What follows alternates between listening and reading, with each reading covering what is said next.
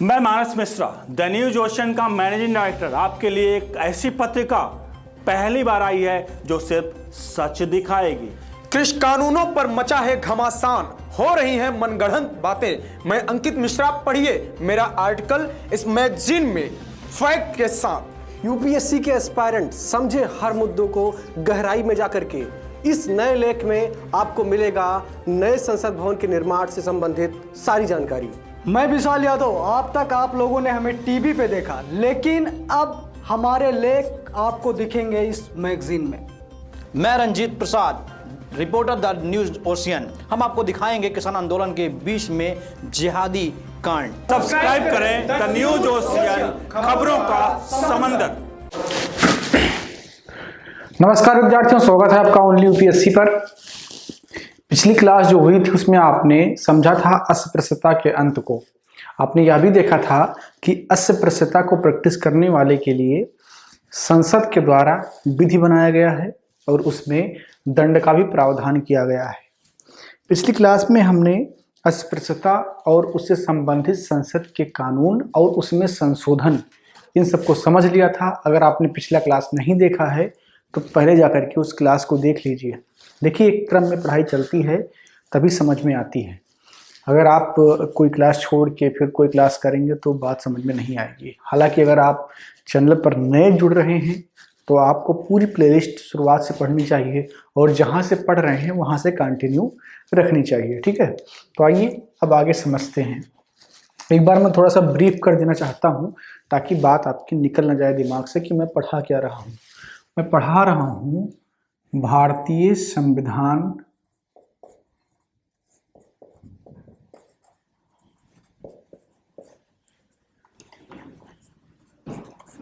का भाग 3, जिसे मौलिक अधिकार कहते हैं। यानी कि भाग 3 में मौलिक अधिकारों की चर्चा है और इन मौलिक अधिकारों के लिए अनुच्छेद 12 से 35 हैं और इन्हीं के बीच में 6 प्रकार के मौलिक अधिकार हैं। इसकी चर्चा मैं कई बार कर चुका हूँ क्योंकि लंबा चल रहा है तो बीच बीच में मुझे बताना पड़ता है ताकि आप कनेक्ट फील करें। और ये 6 में से पहला है समानता का अधिकार,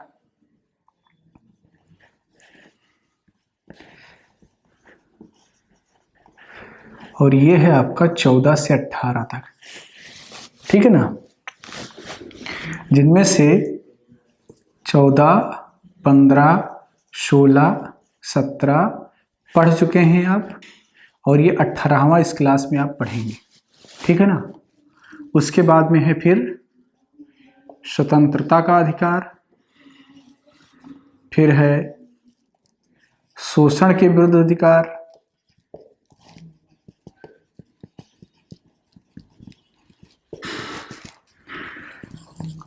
धार्मिक स्वतंत्रता का अधिकार,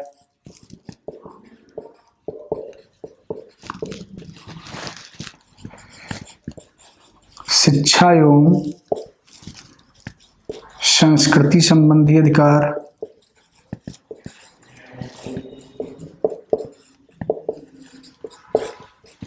संस्कृति होता है कल्चर, संस्कृति होता है संस्कृत मत कर लीजिएगा, संस्कृत विषय होता है। ठीक, छठा है आपका संवैधानिक उपचार।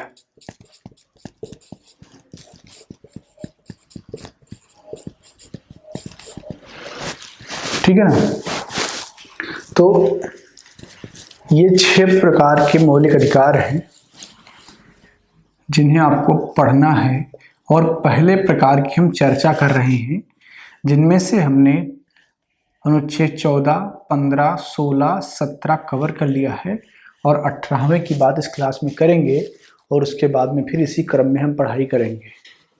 उम्मीद करता हूँ कि अब आप कनेक्टेड फील कर रहे होंगे। ठीक है ना, चलिए अब अनुच्छेद 18 की बात करते हैं।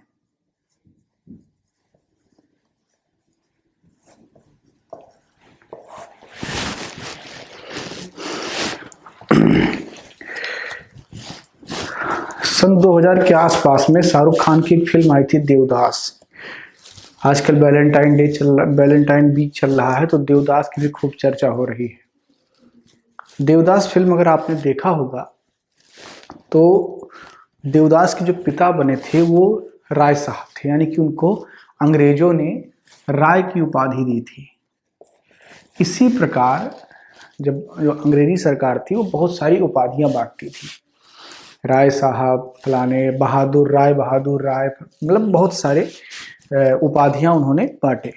इसके अलावा हमारे भारत में राजा महाराजा, ठीक है, इस प्रकार की बहुत सारी उपाधियां थीं। कब तक?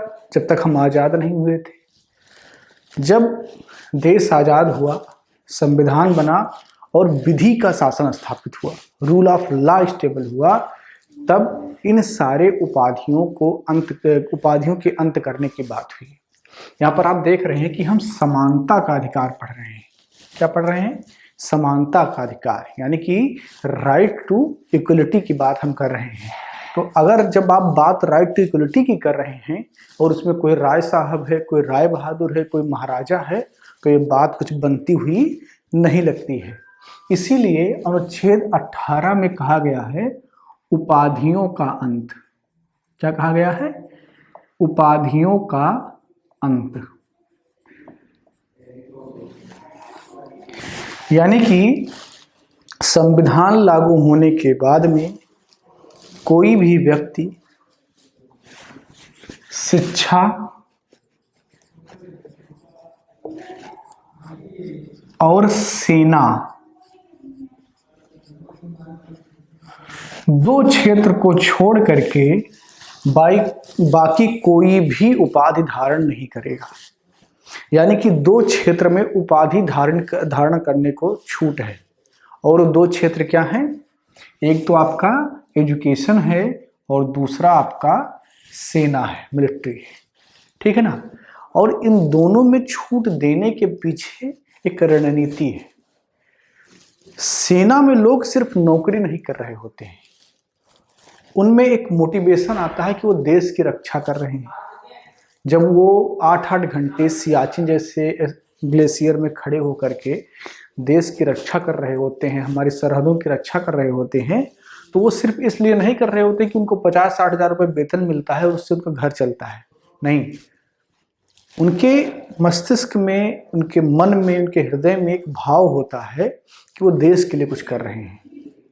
जब वो अपने काम से मुक्त होते हैं तो उनके उस काम के रिकॉग्निशन के लिए ये जरूरी होता है कि उनको उपाधि दिया जाए, ताकि सेना का मोटिवेशन बना रहे और वो कम ना हो। इसीलिए सेना के क्षेत्र में उपाधियों का अंत नहीं किया गया। एजुकेशन फील्ड में बहुत सारे वैज्ञानिक हैं जो दिन रात सिर्फ इस चीज में लगे रहते हैं कि किस प्रकार ये मानवीय व्यवस्था बेहतर से बेहतर हो सके।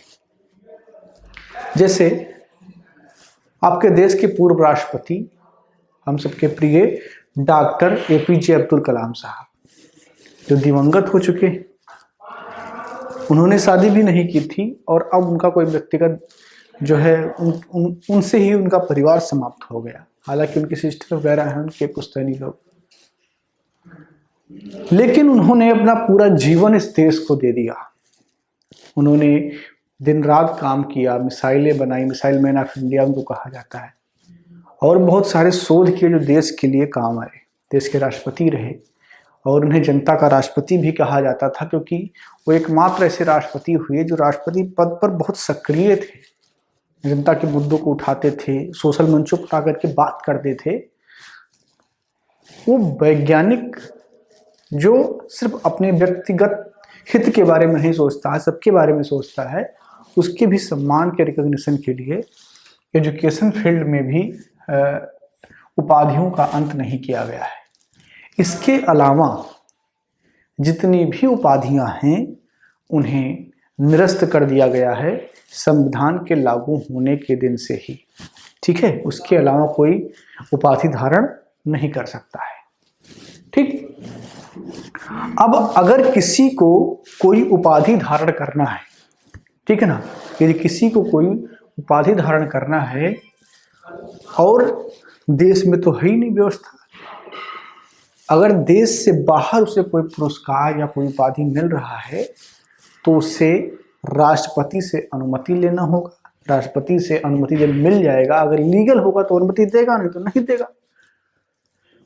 या अगर कोई विदेशी व्यक्ति है जो भारत में किसी संस्था में काम कर रहा है और उसे विदेश में ही कोई जो है सम्मान मिल रहा है, कोई उपाधि मिल रही है, तो भी उसे भारत के राष्ट्रपति से अनुमति लेना होगा।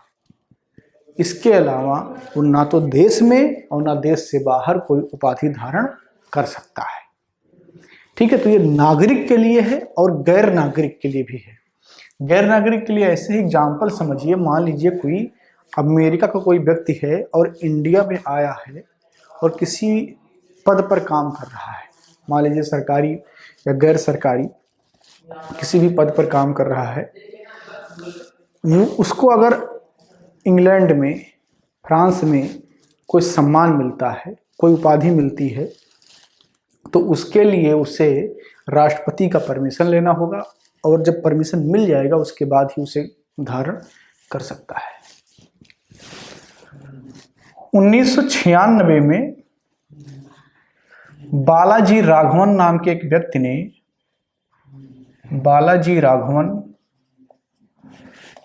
एक केस किया सुप्रीम कोर्ट में, एक PIL फाइल किया और कहा कि ये जो भारत रत्न है, पद्म भूषण है, पद्म विभूषण है और पद्मश्री है, इसे खत्म करना चाहिए क्योंकि ये उपाधियां हैं और ये किसी व्यक्ति को विशेष बनाती हैं। समानता के अधिकार का ये हनन है। ठीक है, ये वर्सेस स्टेट ऑफ इंडिया का केस है 1996 का।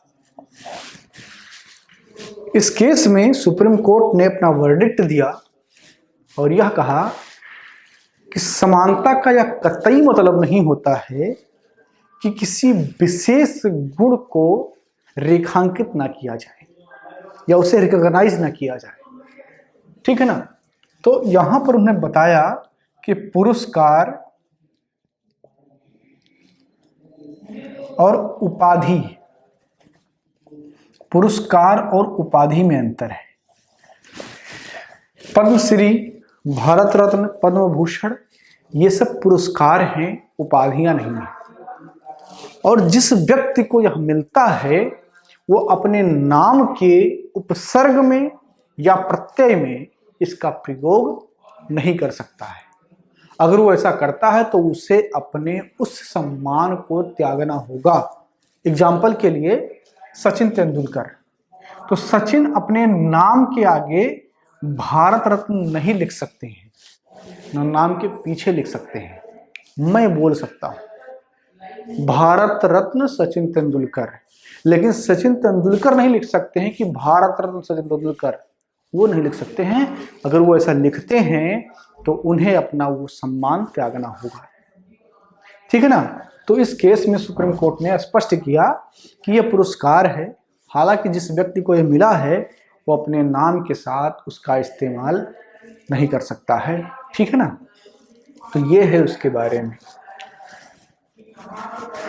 ये था आपका पूरा उपाधियों का अंत, अनुच्छेद 18, और इससे संबंधित ये केस था जिसे आपने समझा। मुझे नहीं लगता कि इसमें कुछ छूटा हुआ है। अगली क्लास में हम बात करेंगे स्वतंत्रता के अधिकार की, जिसमें अभिव्यक्ति की आज़ादी आप पढ़ेंगे, जीवन जीने के अधिकार, आज़ादी, गिरफ्तारी के विरुद्ध निषेध, ये सब आप पढ़ेंगे।